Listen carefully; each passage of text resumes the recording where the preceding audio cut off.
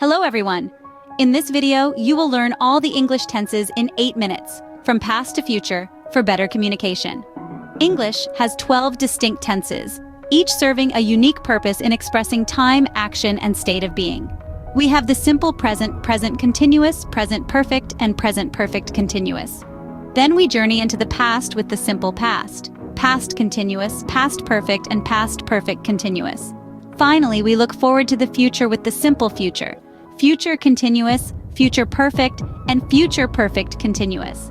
Each of these tenses has its own form, its own usage, and can be expressed in positive, negative, and interrogative sentences.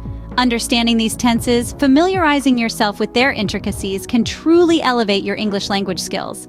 Stay tuned as we delve into each tense one by one. We begin with the simple present tense. Now, the simple present tense is quite straightforward. It's all about habits, routines, and general truths. For instance, you might say, I walk to work every day. Here, walk is in the simple present tense, and it shows a routine. The negative form is just as easy. Add do not or does not before the verb. So, I do not walk to work every day. Or for third person singular, she does not walk to work every day. For asking questions, we switch the verb and the subject. Do you walk to work every day? Or does she walk to work every day? It's really that simple. The simple present tense is your go-to for describing regular actions or stating facts. The earth orbits the sun, birds fly, we breathe air. All these are general truths expressed in the simple present tense. So remember, we use simple present tense for habits, general truths, and routines. Next up is the present continuous tense. This tense is a piece of cake. It's used to talk about an action that's happening right now or around now. Form it by combining am, is, or are with the verb ending in ing, like I am studying or he is playing. For negatives, just add not. She is not crying. Questions? Flip the order. Are they laughing? So remember, present continuous tense is for actions happening now or around now. Now, let's move on to the present perfect tense. This tense is formed using have or has plus the past participle of the main verb. We use it to talk about actions or states that started in the past and continue in the present. For instance, I have lived in New York for 10 years is a positive statement. The negative would be, she has not visited the Eiffel Tower. And in question form, have you finished your homework? Present perfect tense is for actions that happened at an unspecified time before now. Next, we have the present perfect continuous tense. This tense is formed with has or have plus been, and the present participle of the verb, as in, has been raining. It's used to express an action that began in the past, is still ongoing, and may continue into the future. For example, she has been studying for 3 hours. In the negative, she hasn't been studying. And in a question, has she been studying? Present perfect continuous tense is for actions that started in the past and continue to the present. Now, let's tackle the past tenses. First up is the simple past tense. Its form is straightforward. For regular verbs, just add ed to the base form. For example, walked, talked, jumped. But remember, English is notorious for its irregular verbs like went, saw, took. The simple past is used to talk about completed actions in the past. I walked to the park yesterday. She didn't see the movie. Did you take the bus? Next, we have the past continuous tense. This is formed with was or were plus the ing form of the verb. It's used to describe ongoing actions in the past, often interrupted by another action. I was reading when the phone rang. They weren't playing when it started to rain. Was he sleeping when you arrived? Thirdly, we dive into the past perfect tense. Form it with had plus the past participle of the verb. This tense is used to show that an action happened before another action in the past. I had already eaten when she called. They hadn't met before the party. Had you finished your work when I came? Lastly, let's look at the past perfect continuous tense. This one's a bit of a mouthful, but it's formed with had been plus the ing form of the verb. It's used to indicate a continuous action that was completed at some point in the past. I had been working for 2 hours when he finally showed up. She hadn't been feeling well for days. Had they been waiting long when you found them? Remember, practice makes perfect. The more you use these tenses, the more natural they'll feel. And don't forget, language is a living thing, constantly evolving. So have fun with it. Play around with different tenses and see what works best for you.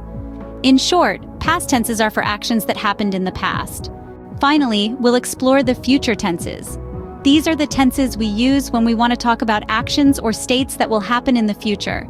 Let's dive in. The simple future tense is formed using will or shall plus the base form of the verb. For instance, I will travel to Japan. In the negative form, it becomes I will not travel to Japan, and the question form would be will I travel to Japan? Next up is the future continuous tense. We use this tense to talk about ongoing actions that will occur in the future.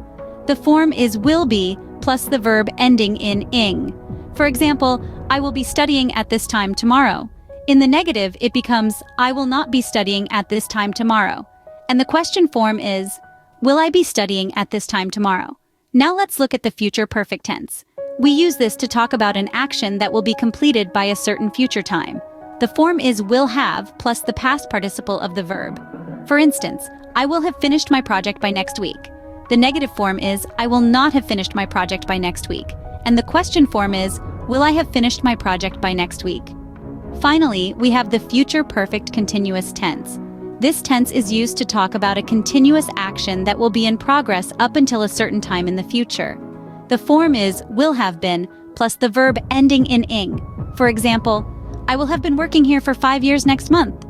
The negative form is I will not have been working here for 5 years next month.